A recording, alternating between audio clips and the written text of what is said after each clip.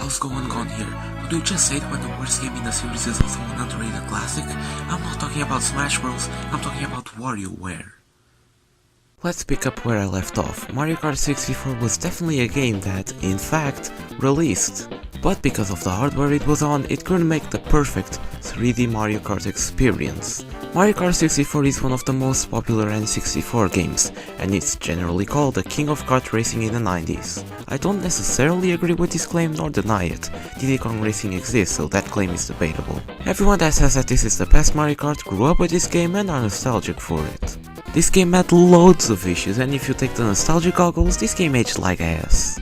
So fast forward to 4 years later in the year 2000, the Game Boy Advance was officially announced to the public. This was a big deal, an actual new generation portable Game Boy. We were stuck with 8-bit graphics for 11 years and now we have 32 bits. An horizontal Game Boy, what the f***?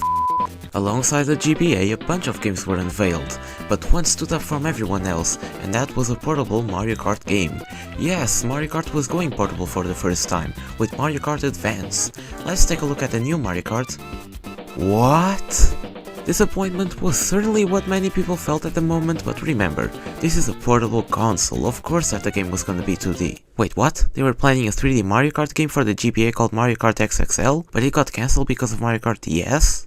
We can see many unreleased content with this footage. 2 beta tracks, probably early versions of one of the circuit tracks and Blue Lake or Broken Pier. And also an alternate title screen that looks very bland, to be honest. I'm not gonna list every single change, since they're not as drastic as Mario Kart 64's changes.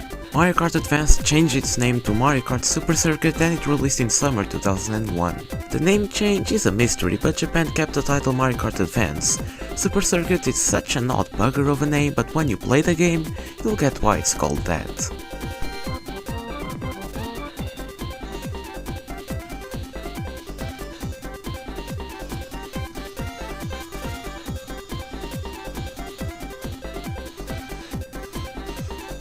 The best title screen over Mario game, it's the only one that has Wario, so it definitely gets some wow points. I know that 64 also had Wario on the title screen, but they butchered him in the alternate title screen, so 64 doesn't get any points. We have all the modes that all Mario Kart games should have, and we have Run mode as a plus. Run mode is just a regular match instead of a cup with 4 tracks. Let's play Grand Prix and this roster. My god, it's the same as the last one! Every 64 character is back. That's it, not even Koopa Troopa came back. Actually, we have a new character. Random, you know, Random, the famous Mario character that has made an appearance on all the Mario games. This game doesn't have the standard 4 cups, Mushroom, Flower, Star and Special Cup. Now we have the Lightning Cup, making it 5 cups. This alone is better than Mario Kart 64. Let's go through each track of all the cups. First off, we have the Mushroom Cup, and it starts off with Peach Circuit.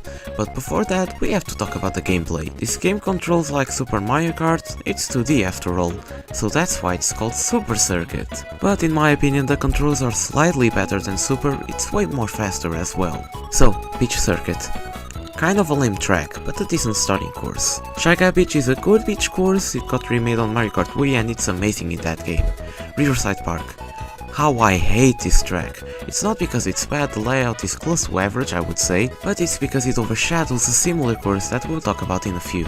Bowser Castle 1, now we're back with Bowser Castles with numbers in the end. This one is bad and boring, nothing that special even for a Bowser Castle track. The Flower Cup is next and we start off with Mario Circuit. I love GBA Mario Circuit so much, not only because of the remake it got in Mario Kart 8, but because of its layout and atmosphere.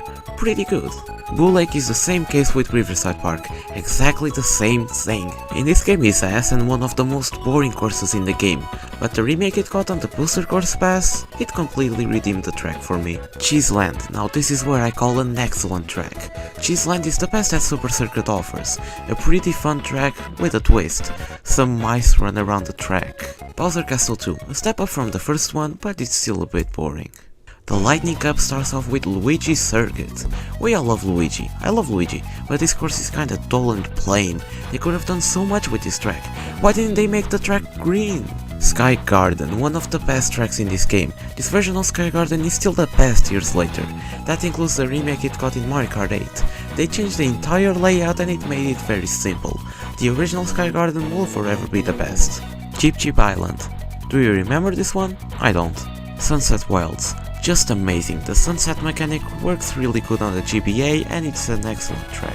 The Star Cup has Snowland, no other track is like Snowland, fun one to ride through, but they could have picked a better name for it.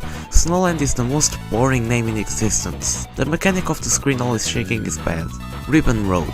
I always love this one, it's one of the more complex tracks in the game, but pretty good. Yoshi Desert. Now this is a track that no one remembers. Don't worry guys, you're not losing much here, it's just a generic desert track. Bowser Castle 3 has more flavor than the other two, and it's also my favorite. It's way chaotic than the other tracks in this game. Now we end up with the Special Cup. Lakeside Park, I wish you were loved more. Come on guys, this one is a million times better than Riverside.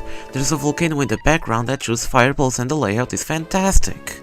Broken Pier, my all-time favorite track of Super Circuit. This one is just perfect. The layout, the background, just awesome. Bowser Castle 4, this one is also pretty good, I like it, nothing more to say. And finally the last track is Rainbow Road. This one is overlooked by many, but you're definitely missing out if you haven't played it. Way better than the last two and way more magical than 64. There's also a reference for Paper Mario, how could I forget about this? Oh wait, there is more. If you get at least a gold trophy on each cup, on each CC, you'll get all the Super Mario Kart tracks remade for the GBA. It's not worth it. If you're a completionist, go ahead, but it's just not worth it. The remakes are pretty bad and remove some stuff from the original that made them special, if I'm being honest. Like, SNES Rainbow Road doesn't have the rainbow thwomps anymore, where are they? The music is also compressed and low quality, and it really blows. What more can I say? That's Mario Kart Super Circuit. It's the most forgettable game of the series, and it's overshadowed by Mario Kart DS. But this game taught me something. It doesn't matter if you're overshadowed by someone or something, you're still the best one. Well, it's better than Super Mario Kart and Mario Kart 64, but I wouldn't say it's better than DS. Wow, Gon, you just screwed over the speech about overshadowing. And as Sigme would say, stay safe, keep gaming, and ciao.